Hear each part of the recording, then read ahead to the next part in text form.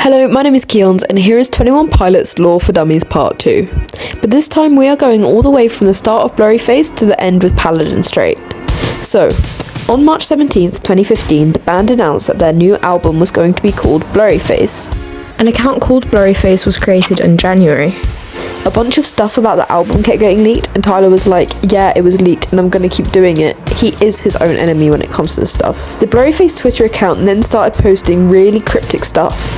Photos of Tyler and Josh when they aren't looking, blurred photos of the track list. He posted an old video of Tyler and Josh with Stressed Out in the background but reversed, leaking it before its release. Started following and unfollowing fans, privately messaging fans and blocking people.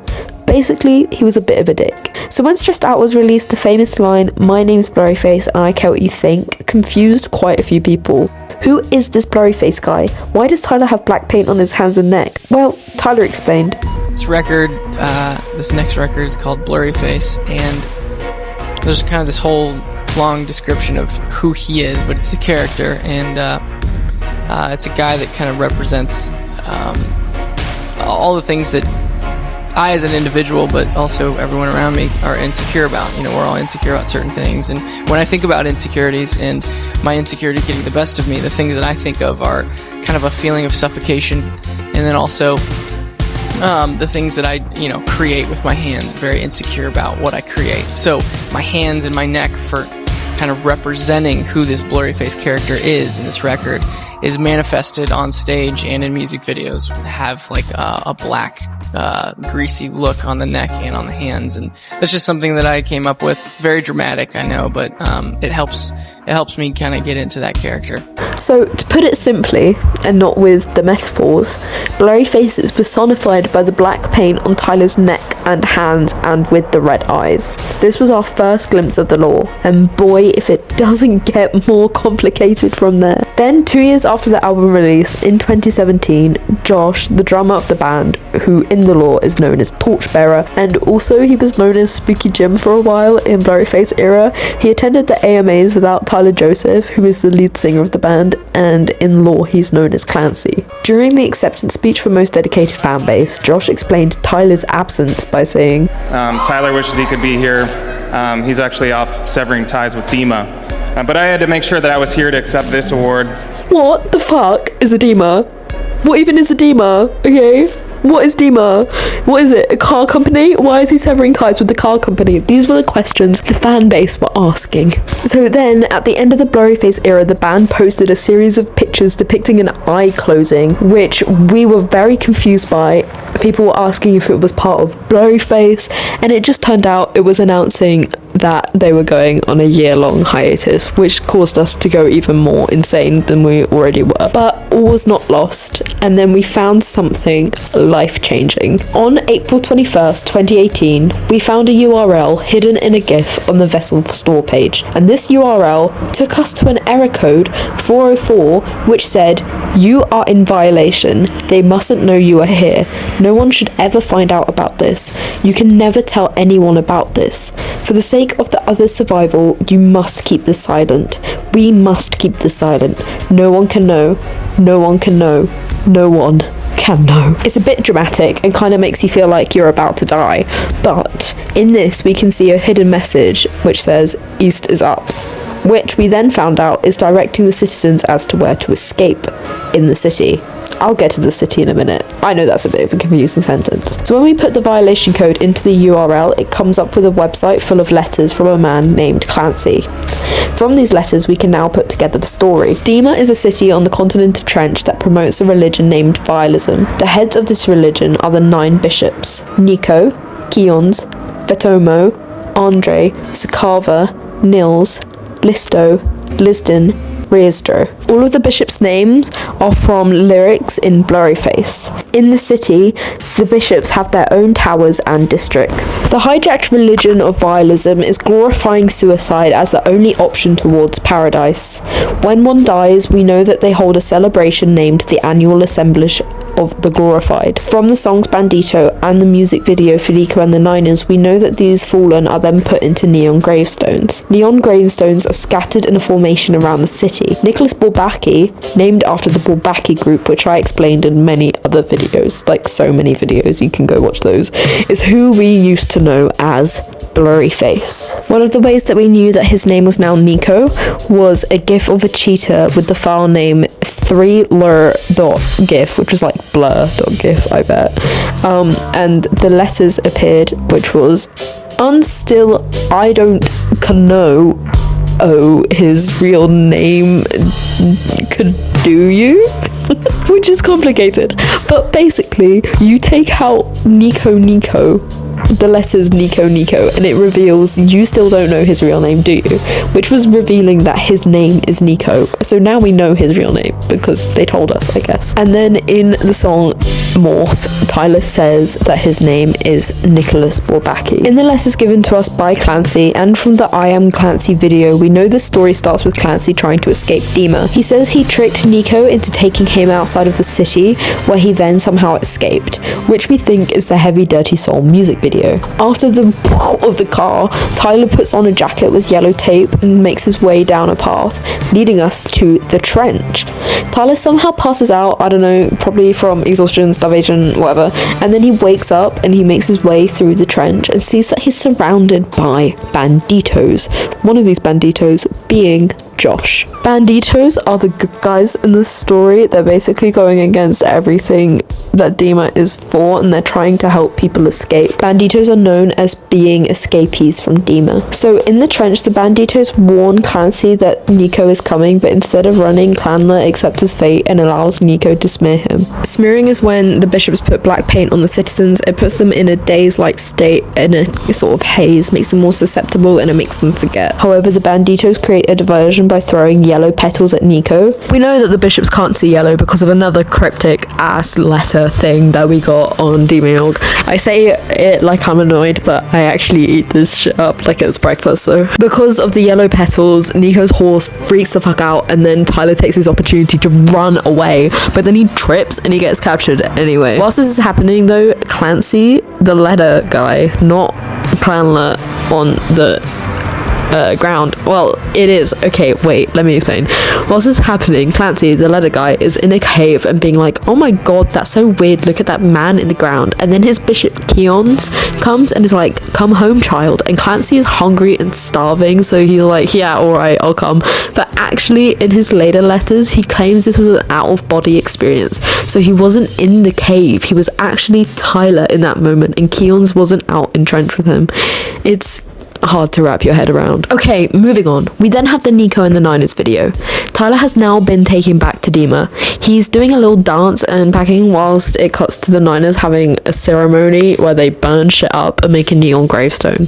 Due to a letter from Clancy, which we have never been able to quite place in the timeline, we believe that this is the annual assemblage of the Glorified, a celebration of someone's sacrifice to reach paradise, their self-destruction.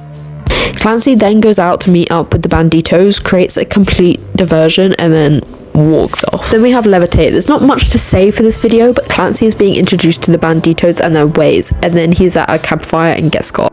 But one thing to note is the continual placement of vultures in both Nico and the Niners jumpsuit and Levitate. Vultures are known as being the surveillance of Dima, so Nico uses them as surveillance to watch people. Then in between Trench and Scaled and Icy, an intermediary online scavenger hunt first introduced us to the phrase Clancy is dead. Unbeknownst to us at the time, this was a hint at the upcoming record Scaled and Icy, for which Clancy is dead as an anagram, which was revealed by the Blurryface Twitter account. But now we have a whole new era and album, Scaled and Icy. Scaled and Icy was a propaganda album that the bishops forced Clancy to make whilst he was in Dima jail. They told him to write, and the bishops with him were different each day. Nico was never there, and the only consistent bishop was your main man, KEONS, not me, the bishop. They put on a live stream where Tyler was forced to perform. Dan and Sally, who were Lisden and Sakava, were the hosts and started to decay throughout. Tyler then created a diversion / rebellion with this livestream during Never Take It. After this livestream, Chandler was forced to perform at the annual assemblage of the Glorified, which took place on a submarine. Weird location, okay. However, a dragon crashed into the submarine. This dragon was named Trash, which was the staple of Scaled and Icy. We know he was being seized because his eyes were yellow. Something else to note is that Tyler said that trash is slang for vulture, which I can prove. Here's your evidence. How did you come up with Trash the Dragon? I think he came up with us. Yeah, he came up with us. No, actually, in Dima, a trash dragon is kind of slang for a vulture. Little tidbit for you. Then in the outside video, we see that it was a bishop who was seizing Trash and saved Chandler and Torchy. From a letter we received on Demiurg, there was a message that said, "Seize KEONS at Voltsoy." This is how we know that KEONS betrayed the bishops and that he was killed by the Niners. Rest in peace. Chandler then meets up with the Neds after escaping from the sub on Voltsoy. He drinks some chlorine and then goes out and learns how to seize using the Ned antlers. He then seizes KEONS, does a little dance, flexes on them a little, destroys their shit, and then stops. Now let's get into the current era. Clancy. So between the Psy album and the Clancy album announcement, the 21 Pilots album's covers updated and added red tape over the eyes of characters / people we already know to be dead. We know Clifford the Vulture on the Trench album is dead as he has yellow eyes, which means he was being seized. Same with Trash. KEONS Circle on the Blurryface album is covered, and then both Tyler and Josh's grandfathers have sadly passed away. Multiple fans received a red letter in the mail from Dima, which was terrifying. This letter asked us to come forward with information about the Demiurg website, and also included a new letter, and included a handwritten note. How did you find Demiurg? Also, a very important thing to add is that the red words on the side was the definition of overcompensate. The album cover was then released, and then multiple posters were being put up around the world, including a few billboards with Clancy written in the borders. And a week before Overcompensate, get it, callback, was released, the band uploaded a video called I Am Clancy, which is kind of just like this video, but they never mentioned KEONS, who was a key part of this. Tyler then revealed to us that he is in fact Clancy, which we were kind of shocked by as it was not confirmed before. We also got 2 new letters. One letter had a secret message which was fly by, and the other secret message was follow the torches. Now onto the Overcompensate video. We see Clancy with a mask on. He is teaching other citizens of Dima that the city is built on false fallacy.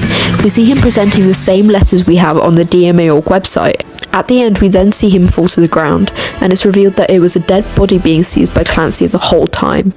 In this song, the Dangerous Ben symbol is mentioned, which is a direct connection to the maths group I mentioned earlier, Nicholas Bourbaki. They created the Dangerous Ben symbol as a way to warn people that they may fly by the maths problem and get it wrong if they weren't careful. The Navigating music video follows on directly from Overcompensate, with Clancy having just finished seizing the person who sadly passed away. He then looks up and sees banditos standing in front of him. Torchbearer and the banditos then guide Clancy to a clearing where Torchbearer is waiting. Yeah, you heard me right. Double Torchbearer. How can there be 2 Torchbearers, you ask? Well, this is kind of heartbreaking, but Torchbearer has not been physically with Clancy since Levitate. Clancy has been alone, and Navigating implies that Clancy was not aware of this. Tyler explained. Yeah, I will say that, we could talk about the Torchbearer, and he also has an ability that we call his ability to guide. And so that's why there is kind of like a triangular existence of him. But I will say, to clear it up, the Bandito Torchbearer is the real one. I don't know if that sets it straight a little bit. Anyway, yeah, that story is going to pick up with Paladin. And it's going to be great. He's kind of the most handsome one too, I think. Okay, break my heart more, why don't you?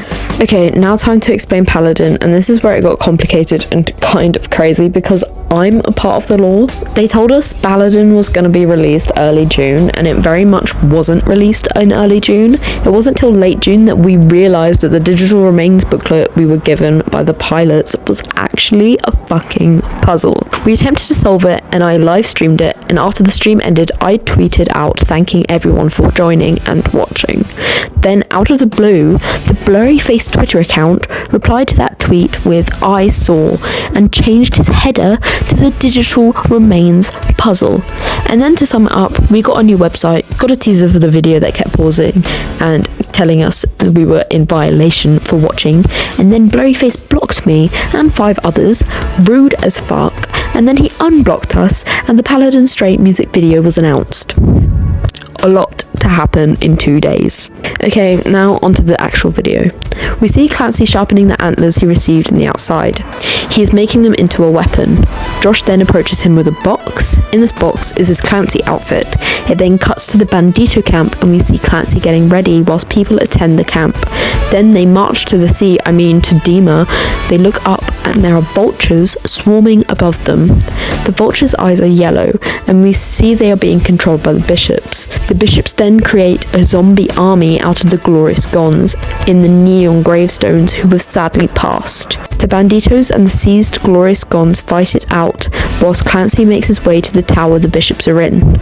Once in there, Clancy uses the antlers to take down the bishops. This then breaks the control they had on the glorious Gons and the bodies fall to the floor. However, Clancy is suddenly interrupted by Nico scuttling in like Mr. Krabs and grabbing him by the throat. He then taunts Clancy. So few. So proud. So emotional. Hello, Clancy. However, instead of submitting like we have seen Clancy do in the past, this time Clancy looks directly into Nico's eyes. Why, you might ask? Well, this time Clancy had already put the smear paint on himself, which meant Nico can't smear him. Clancy was one step ahead. And that's the end. Well, you tell me. Do you think it's the end?